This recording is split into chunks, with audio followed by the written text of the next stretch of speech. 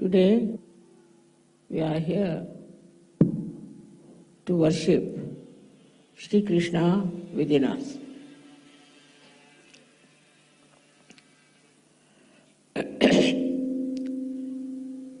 As you know, that you all have been seeking before coming to Sahajayoga.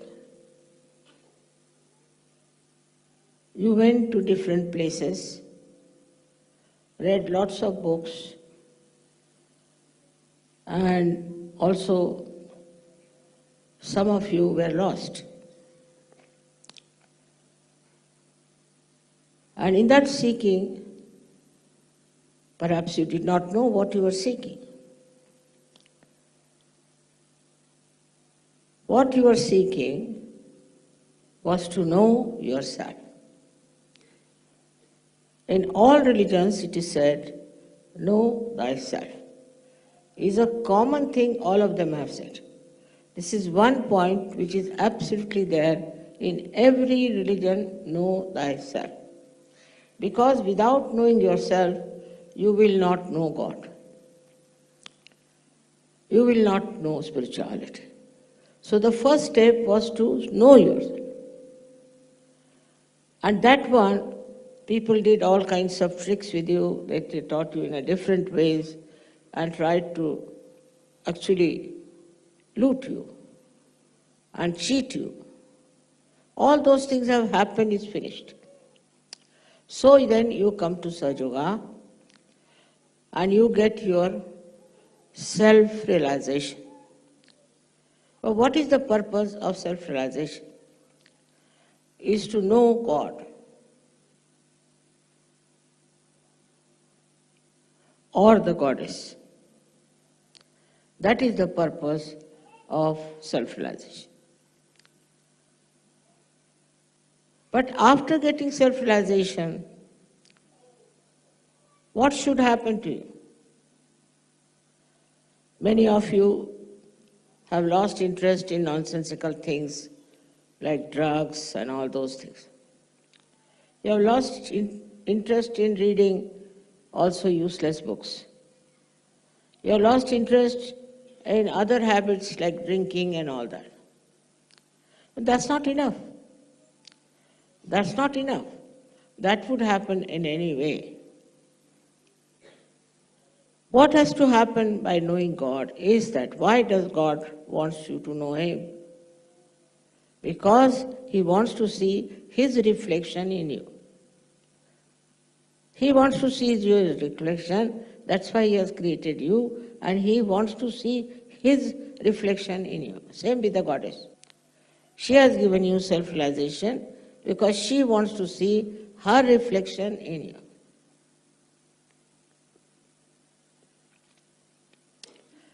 So you have to prepare yourself for that reflection, which is so much purer, beautiful, loving, compassionate, and above all, full of wisdom.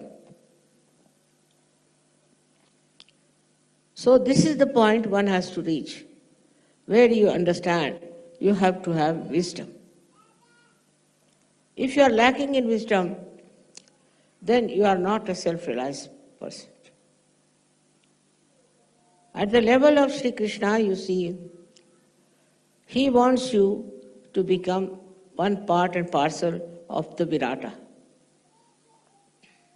Or the Viratangana also wants the same thing, that you should become part and parcel of the Virata.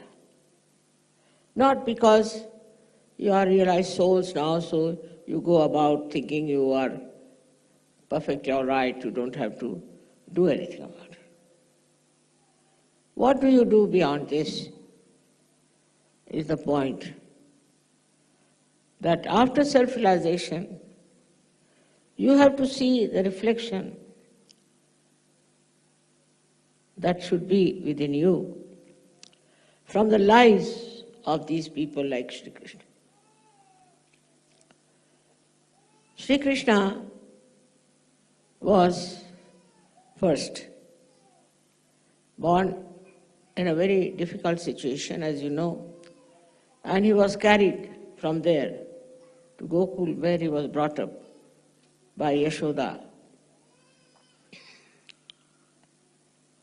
Now there he started his playfulness. So you have to be playful in life. You have to create fun and joy. He didn't say that you sit down like an old sage somewhere in the Himalayas, but you mix up with children. You talk to them, you play with them, have fun. At the same time, he was destroying negative forces which acted upon him. In his playfulness only he has done it. As a child only he has done it. How matured he was as a child, you can see that he killed Putana, and there are two horrible Rakshasas also. He killed them. At the same time, he was playing with the gopis and teasing them, troubling them, making fun of them. Why? Because he wanted them to be playful. And all kinds of celebrations he arranged. He had once a big rain came and he lifted the complete mountain on his fingertips. That time, these people should have understood that it's not possible. It's a miracle. But he was just standing there with one finger at the mountain. In a very simple, unassuming manner, he was doing all that to protect all the boys who were playing with him. Then he went and killed Kalia, the one who was a big snake, in the water. In the water, this horrible fellow was creating venom, and by which many people were killed. It took him no time, and he jumped inside that horrible water of Yamuna, from where he rescued, in a way, all the people by killing or hitting, or you can say that by winning over this Kalia. But the wives of the big serpents asked him that please forgive him. And he forgave. All these things show a child of 6-7 years doing all these great things without feeling what he was doing. We can say that without even thinking about it. But he achieved it because he was aware that he was Sri Krishna. So first thing, you have to be aware that you are self-realized people. You are not ordinary people to behave in an ordinary way. You are special people, made specially to reflect the qualities of God Almighty. It's not expected that you go and kill Kalia.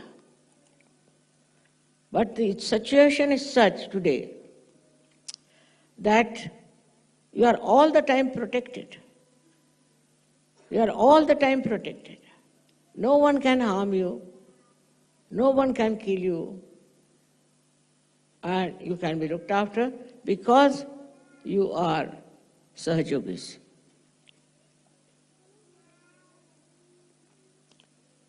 Now, what should be the attitude of a Sahajogi towards taking decisions? One should understand.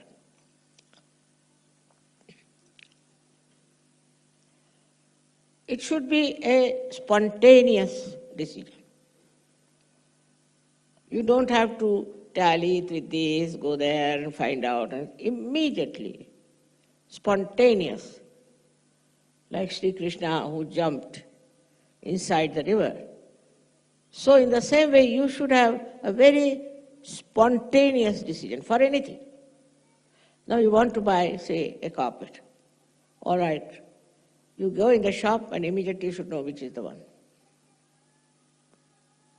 In every walk of life, you should have a very spontaneous decision, instant decision. But what I find, the style is very different. They'll go from shop to shop, then make a list of it, then make all the measurements, then go home and say that we'll decide it tomorrow. That's not the way a Sahajayogi behaves. Sahajayogi has to decide